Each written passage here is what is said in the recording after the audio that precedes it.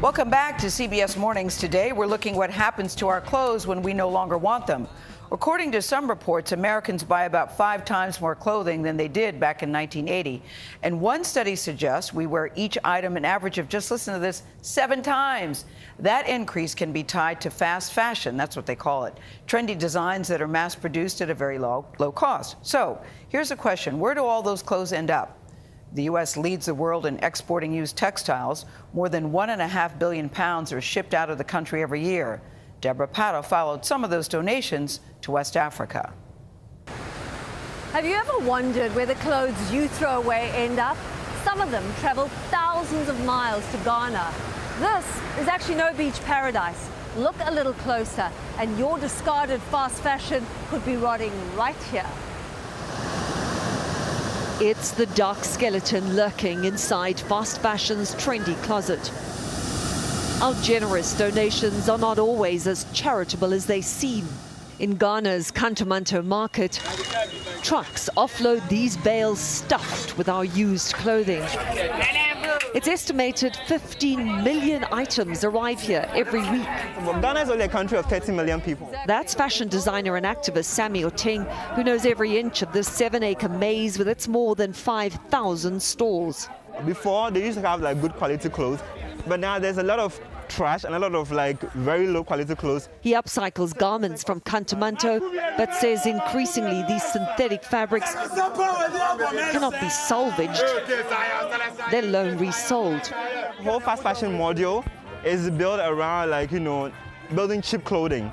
And the US is the biggest culprit, exporting more second-hand clothing than any other country on earth. I can't even lift this bag. It's so heavy, stuffed with clothes from America. The bales cost traders anywhere between $25 to $500. Untangling them is a tense tussle, as they have no idea what's inside. It's the luck of the draw. Trader Zaliatu Asare is barely breaking even. That's a nice one. Sometimes making as little as $10 after gambling on garments that have no second life. They're known as Obroni Wawu, which means dead white man's clothes. Dead man white clothes. Why? You'd have to have died to have given away so many clothes. We found everything from big-name brands to personalized T-shirts like this one from Pennsylvania. This T-shirt was clearly made very recently. It references COVID and has already made it thousands of miles to Ghana.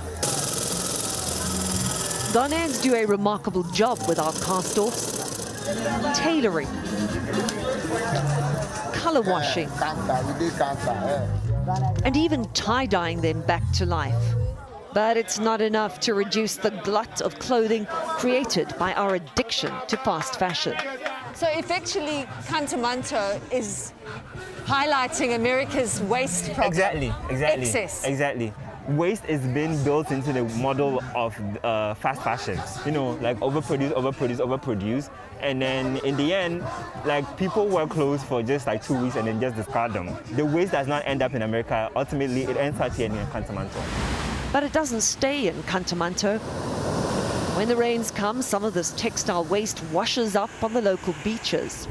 They're called tentacles, and they're everywhere on this beach. Discarded, rotting, tangled mess of clothing. They're buried so deep, it's almost impossible to pull them out. And this is nothing compared to Ghana's overwhelmed landfills, where the rest of the unsold clothing ends up. Head of the city's waste management, Solomon Noy, has a message for Americans. Deal with it.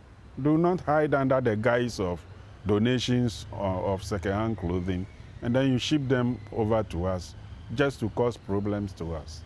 Problems like the toxic fumes from old Fadama's dump site, where a massive precipice looms, formed not of rock, but indestructible discarded clothing. I mean, you can see the brands. When you come here, you see a whole lot of brands. Adidas, H&M, Zara. It's estimated that 40% of all the clothing bales end up as landfill. So basically, this is where dead white men's clothes go to die. Yes, in the end, yes. Our good intentions have created an environmental nightmare halfway around the world. For CBS Mornings, Deborah Pato, Accra, Ghana. It's just not good. I mean, it makes me picture my own closet and think, that is not good. Makes you second guess going and buying more clothing. Yeah, right? it really does. It makes me worried for the whole planet, to be honest with you. I mean, that's a big issue, and it's such a big systemic issue. It's hard to fix in any doubt. And good way. that's something we can all do. We can all help with that. We can all do our part. Yes, we can. That's for sure. Thank you very much, Deborah Pata.